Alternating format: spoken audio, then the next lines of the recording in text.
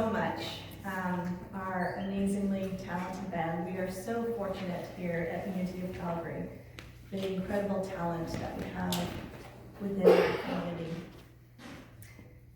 And rising up to more than you thought you could be. That is really the invitation that we have for you here this morning, on this Easter morning. It is time for us to rise up. Normally at Easter, we have a beautiful flower ceremony that we do. And, well, perhaps you can do that one on your own. As with everything, we are adapting to what is possible and what is not. But we are going to talk to you today about what is the metaphysical meaning of Easter. How do we perceive it here, and how do we make that relevant to our lives? Not just an interesting story or an interesting theory, but how can we use this information to become who we are possible to become, to blossom into the fullness of who we are. We also want this to be a morning where we can support you in the current circumstances. We all know how challenging it is in our lives in all the different ways that we've all had to adapt at the moment. So this morning, our speaker is going to be a combination of two of our spiritual leadership team members, Katie Grinham and myself. So I'd like to invite Katie Grinham to come up and begin our talk for Easter today.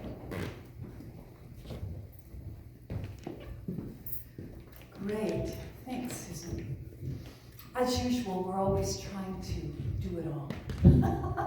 Some of us have that characteristic, don't we? But as Susan said, we wanted to make it relevant, something that you could draw upon, and have this Easter kind of come alive to us, perhaps in ways that we haven't looked at before. So today we'll look at the Easter story from a metaphysical perspective. That is, we will look for the meaning beyond the physical and see how we can use this to transform our lives. Unity believes that the presence of God dwells within each of us. The Christ presence, that inner, deep, spiritual I am. That essence that was in Christ Jesus is also the spiritual essence that is in each and every one of us. In a potential form. Jesus was someone who lived that so fully that he and the oneness God presence, however you refer to that, became one. And for many of us on the spiritual path, it is our journey as well. And so what we're going to do is we're going to look at some of the aspects of the Easter story as metaphors to see where we encountered those on our spiritual journey.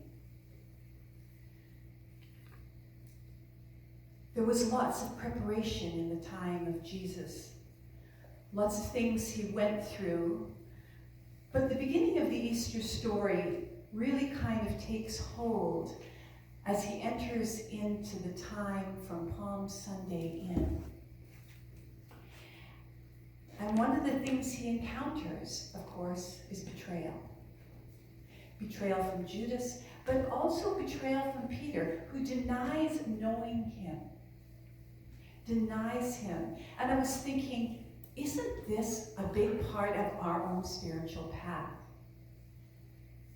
How do we stay connected? How do we not betray our spiritual self? How do we stay connected to our essence and not betray who we are, especially in challenging circumstances?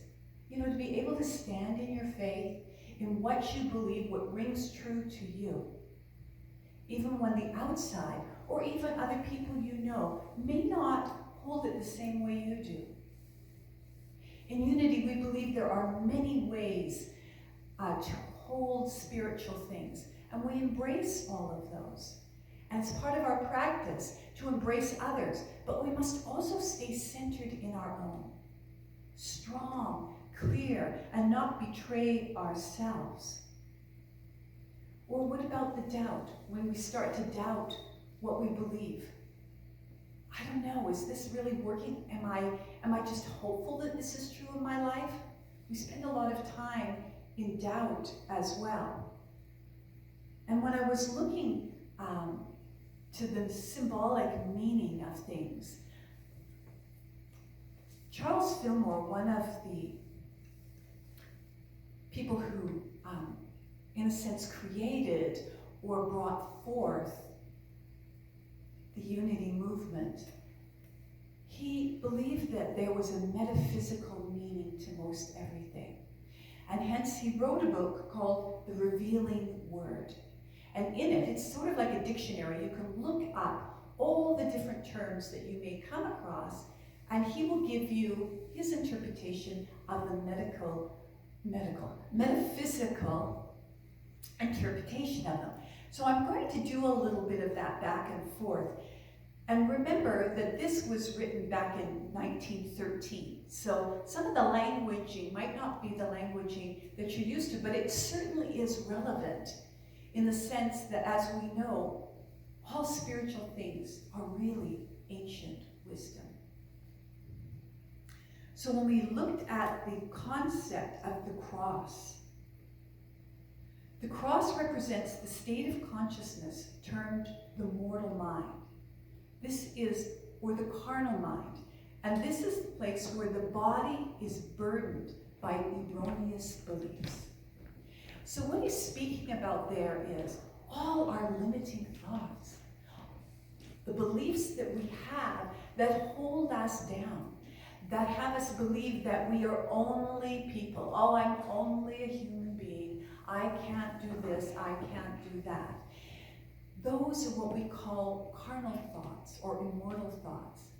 And so we carry those. Those are like a burden to us, and we must set those aside and be willing to move through them so that we can experience our essence, the true I am. And that leads us into the crucifixion. That's where we need to let those thoughts go. Let the limiting beliefs expand. And so under the crucifixion, Charles says, the crucifixion is the crossing out in consciousness of errors that have become fixed states of mind. The surrender or death of the whole personality in order that the Christ mind may be expressed in all its fullness. So it's a letting go, a crossing out of those beliefs that are holding us limited. It's interesting, isn't it? I mean, to think about these in this kind of symbolic term. And I think in our lives, often people will speak about that and say, oh, you know, I just felt so crucified by that person's anger or their judgment of me. We use it that way. And in a way, that can happen on the outside, where we feel crucified by another's thoughts or judgments. And we need to forgive that. We need to forgive them, for they really don't know what they're doing either. And we need to forgive ourselves, because we don't know who they really are. When we judge another, we don't really know their essence. Because if we did, if we really saw the I am and the Christ in them, we would have no need to judge them. And so it's part of our process. It's part of our journey as spiritual people to use this story as a way to move more deeply into our Christ-like nature, into our I am nature. How can I come from that place more often? We're always going to have our humanness. We're always going to have our challenges. We get triggered, we get moved into certain emotions and things that may not be for our highest good. But we can take time. We can step back, reflect, and let it go. And really, isn't that the time in the tomb? As I was reading about this, I thought, wow, this is sort of what we're experiencing right now as we're in isolation. What if this time in isolation we could take as time to be within, to spend time deeply in spirit, like we don't get to most of the time in our busy lives? Again, in the revealing word, Charles says, the tomb where Jesus was laid to rest represents an elevated, peaceful state of consciousness in which he rested for 3 days previous to his resurrection. For us, the tomb represents a high state of consciousness. Isn't that interesting? A high state of consciousness in which we improve our character along all lines. We not only grow broader in our understanding, but we also increase in vitality and substance. How many of you have been experiencing that? You know, when we're not focused on our to-do list and running from one activity to another, that now we're spending more time with ourselves. Sometimes it's the carnal mind, sometimes it's the mind chatter that's giving us a hard time. But if we breathe in and sit still, that we wait, that we be still and know, that we rest into that tomb of silence, that tomb where we can just be.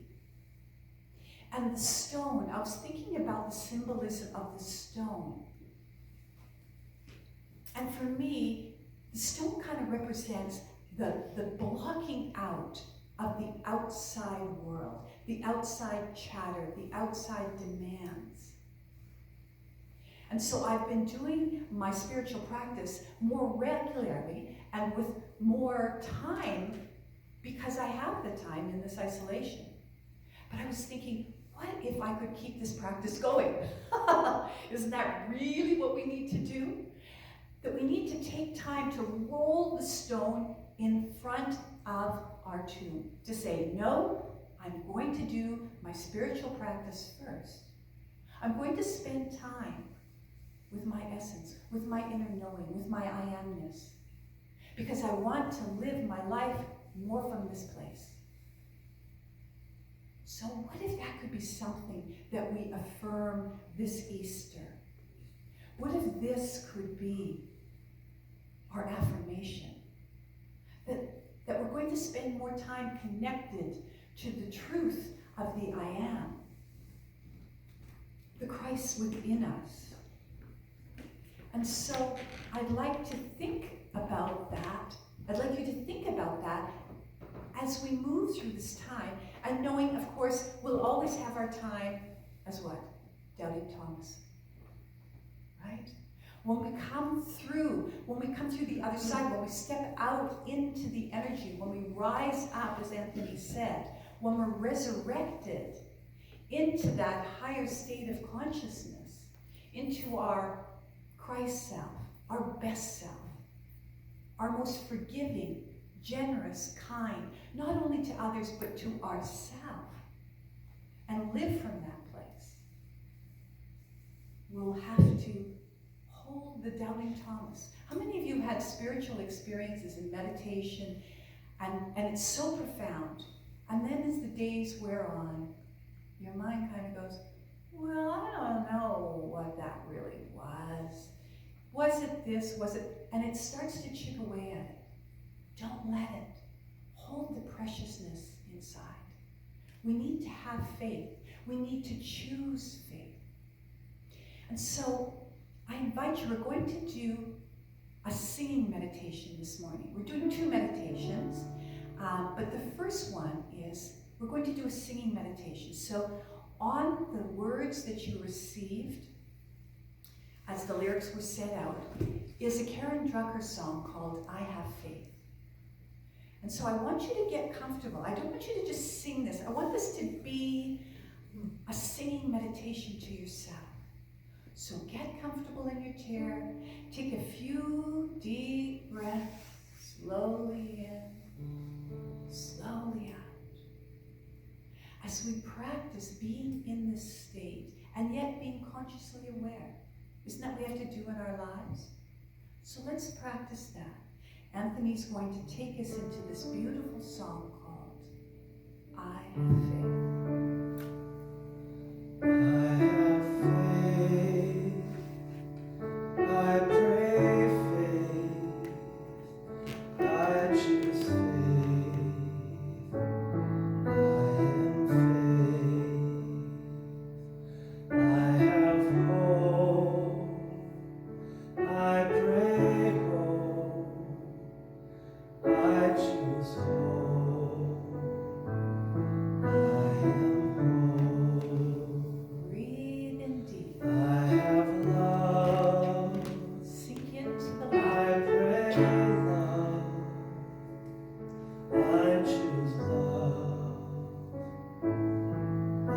am love. Lovely.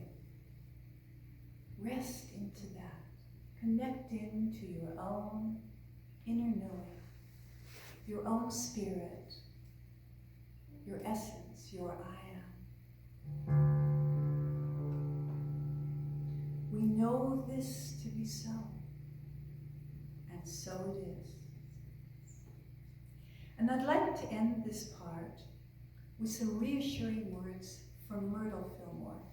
Charles and Myrtle created this spiritual movement, this prayer and educational movement, back in 1895, I believe it was, 85.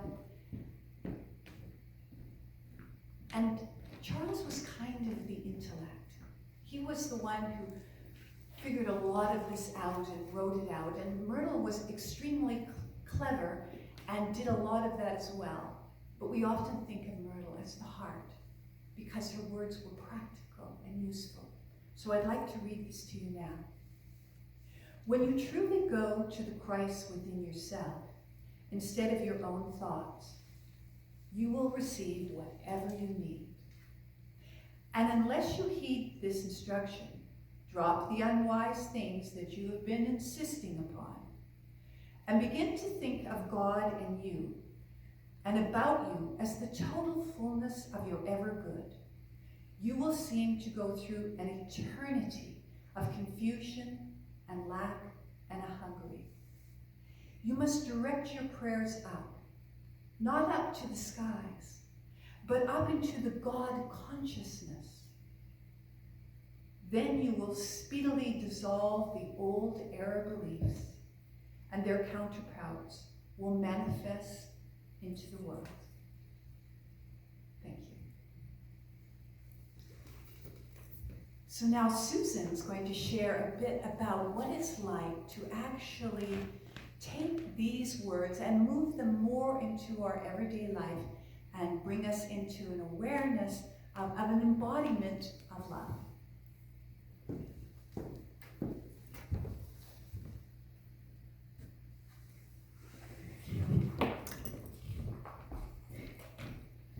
Thank you, Katie. Thank you, Anthony, for that beautiful centering song. So the challenge that we find ourselves in the world right now is with this pandemic. We're all locked down, isolated in our homes. And as Katie said, this is the time we can make this the tomb. The tomb to go within. Now, all the time in our lives, we have these betrayals and cross experiences where we find ourselves on the cross. We find ourselves in trouble, where life shows up in a way that we did not want, we did not expect. And in all those times, of course, we have the opportunity to go in the tomb, to discover more about ourselves. This is how our consciousness grows. It grows in adversity. It grows in the tough times. Think about all the times that you've had in your life where, in a way, at the end of it, when you have perspective, you can say, wow, that was the most challenging and the most amazing growth I have ever experienced. That is how we grow, right? Same, just like when the butterfly comes out of the cocoon, right? It has to struggle. It has to struggle and strengthen its wings so that when it breaks free, it can fly. But here's the really, really cool thing about this time that I just realized 3 minutes ago when I was listening to Katie. Normally, we're all having these experiences at different times. We're all going into the tomb at different times. The opportunity that this current crisis presents is we are all going in together. We have the opportunity to go in to the tomb together, to go within, to grow our consciousness, to stand in love, to take a stand for love, all together. Because we're all in this together. And as we do it individually,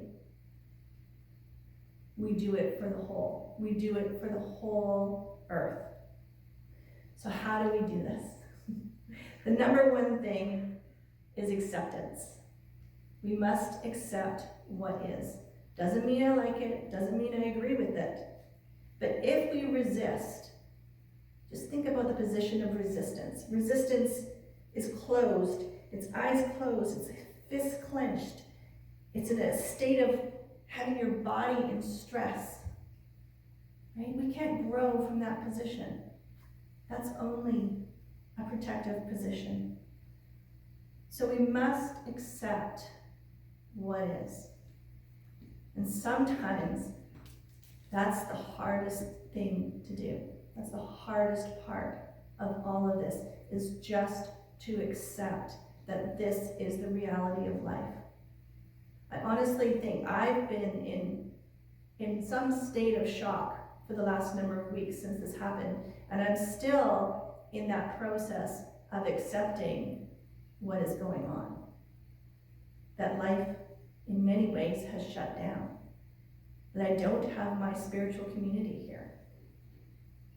That I can't connect in physical with my friends and hug them.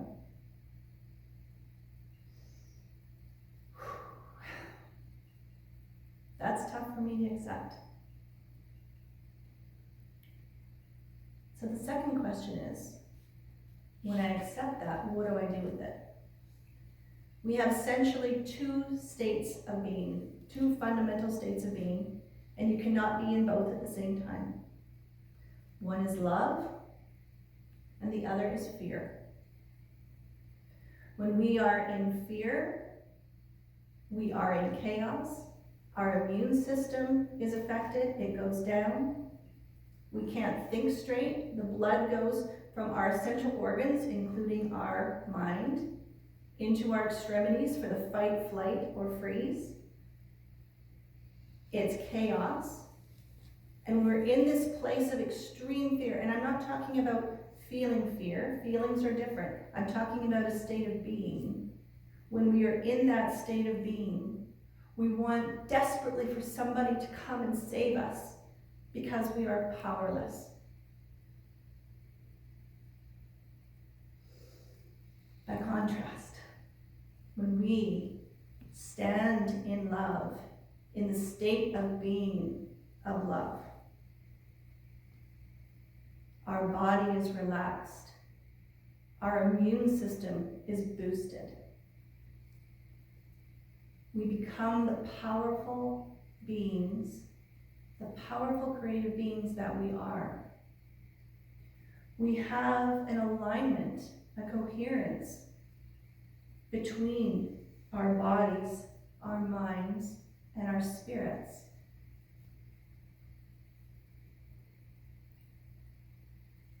The I am, which is present in this grounded state of love has access to wisdom that is beyond our human understanding.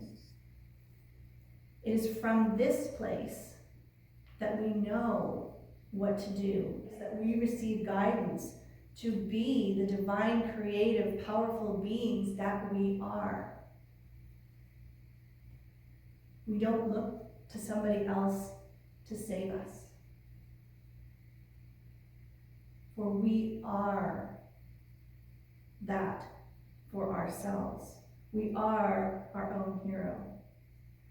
So whatever practices that you have, as Katie mentioned, that bring you to that place of knowing, to be able to stand in love, whether it's breath work, meditation, yoga, dancing, prayer, walking in nature, whatever it is, make sure that you are able to do that. Just notice where you're at in every given moment. And the next most important thing is to feel your feelings. Because although there's only these two states of being, we do jump between them. And part of the way that we can stay more grounded in love is to feel our feelings when they arise. Earlier this week, for whatever reason, all of what is going on triggered in me a deep sadness and a deep fear about a repeat of the burning times when women were burned as witches.